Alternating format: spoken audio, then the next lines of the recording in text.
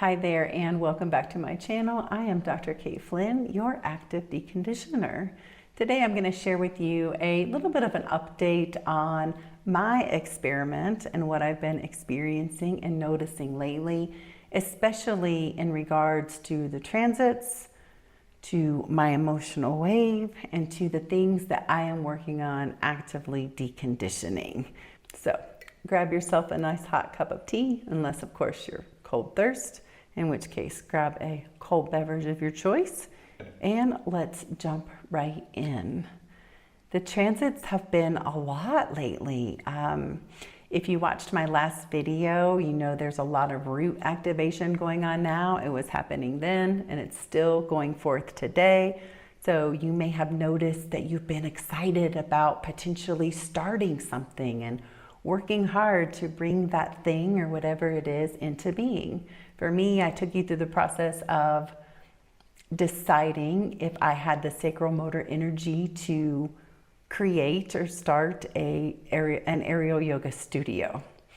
And I took you through all the centers and all the feedback that I was hearing, and finally landed on a no from my sacral response. No, I get it, you're excited about this thing, but you don't have the sacral motor energy available to sustain the process. Now, I'm still playing around with that a little bit, feeling into the possibility of being in a collaborative or a co-op where it doesn't all fall on me, but there are people sharing wellness-oriented things, classes, workshops, whatever it is, and we're all kind of in it together. And I think my sacral is going to come along with that. Now, I am emotional authority, so I'm going to continue to ride that wave out and see where I land, but I can definitely feel sustained potential for that. Now, on the 8th, the nodes moved into gates 51 and 57, which is shock and thunder, guided by intuitive knowing. And maybe you've noticed some shocking events over the last several days. If you've been watching my channel for a while, you know we moved to Ecuador just a couple months after we started our human design experiment, and the country is currently in a bit of chaos. And yeah, chaos, and so much of it is like group panic or fear. Yes, there are some terrible things that have been happening in the country, but if you were on social media or watching any kind of news yesterday, you would have thought like Armageddon was breaking out here. Thankfully, that is not the case. But as all this started to unfold yesterday, I was actually with friends in a major city in the north of Ecuador, and we had an absolutely great day. We found a super cute cafe. We found delicious, yummy donuts. We ate lunch at a restaurant on the lake. It was a spectacular day.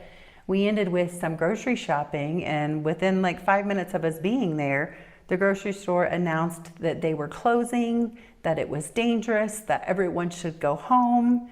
And so it was complete and utter panic. And when you're in the midst of that, like, it's just a lot, and you get kind of pulled or sucked into that. So we are in a state of emergency, and I got to thinking last night, like, why can't shock and thunder be like shockingly good? Why can't it be an amazingly wonderful thing? Why does it have to be bad? And when I put that answer in it, or that question in a human design group, somebody came back and said it's because collectively we tend to focus on things going badly, things going wrong. And as long as our awareness is pointed in that direction, we're not going to have the experience of things being shockingly amazing. So if you want to shift that in your own personal experience, because the nodes are going to be in these gates for a little while, you may want to become aware of where you're focusing your energy. Are you looking for everything to go wrong? Or are you starting your day with, wow, I wonder what amazingly wonderful thing is going to happen today? And shift your awareness. Stop fueling the doom and gloom and start fueling the potential and possibility of all things being good and wonderful. That brings me to a little update on my emotional wave. I think it's very fair to say it's low today. I'm definitely at the low end. I have the 3740 tribal emotional wave, so it ratchets up, triggers from the outside world, excitement about a yoga studio, sadness that it's probably not going to happen, to yesterday, panic and pandemonium, and honestly today I'm just kind of feeling exhausted. You're not going to see me put on a show today and be super high energy or try to force anything to happen. And if you would ask me, do I want to do anything? Yeah, my answer is going to be an immediate no. Ask me again tomorrow and it might change. Next, I'd like to share a little bit about what I have been actively deconditioning, because I definitely put myself through this protocol that I've created. And I am just so grateful that I have these tools at my disposal, because that makes me feel empowered, right? I'm not relying on anyone in the outside world to tell me what's going on, what's causing it, or what medication to take, or whatever it may be. So I've been deconditioning tinnitus. And if you have tinnitus, or if you know anything about tinnitus, you probably know that it is incurable. Western medicine will say you're kind of doomed to this experience. There is a little bit out there about, deep tissue massage, if you have forward head posture, correcting those postural things. I've done a lot of work on that. I don't have forward head carriage, and I've still done a lot of the deep tissue exercises that they recommend, and it hasn't changed anything. So let me go back to the beginning. I have not had tinnitus like my whole life, or no singular instance of damage occurred, but I have been experiencing it for about the last 6 to 8 months. It kind of came on slowly, and it had been ramping up. And a few weeks ago, it ramped up to the point where I was like, I can't live like this. Like, this is going to be the thing that pushes me over the edge into insanity or taking drastic measures to end the experience. So I don't know why I had to let it get that bad before I thought, well, let's go through the active deconditioning process. But that is what I did. So I took myself through the protocol, asking my inner authority in response to looking at the, charts out in front of me, and actually landed on, I've done several of these sessions, and they almost all come back to environment. And I'm really starting to understand and have the awareness of how affected and impacted I am by my environment. Now, I do have outer vision, so I've always known that aesthetics are very important to me. I can't have a cluttered mess or things out of order and be able to get things done. But this is a deeper level of what experience do I want to create in my environment. So I really look at the process of deconditioning in a very different way. You're not going to hear this talked about in human design or alternative health or spiritual groups or whatever it is. But this is what I know to be true, okay? There's a stream of energy that comes down into us from source, into our heart center, another one that comes up into us from the center of the earth. They meet and merge in our hearts. Now, I always envision a Merkaba surrounding my heart center. Maybe you know what a Merkaba is. It's a 3-dimensional Star of David. There's an upward-facing pyramid intersected by a downward-facing pyramid. I'll throw a little picture of that up. And they rotate. The upward-facing pyramid rotates slowly counterclockwise, and the downward-facing pyramid rotates slowly clockwise. So when these energetic streams that animate your physical earthly experience meet and merge in your heart, that rotation of the Merkaba sends the energy out in all directions. And it is from there that you get to create the life that you want.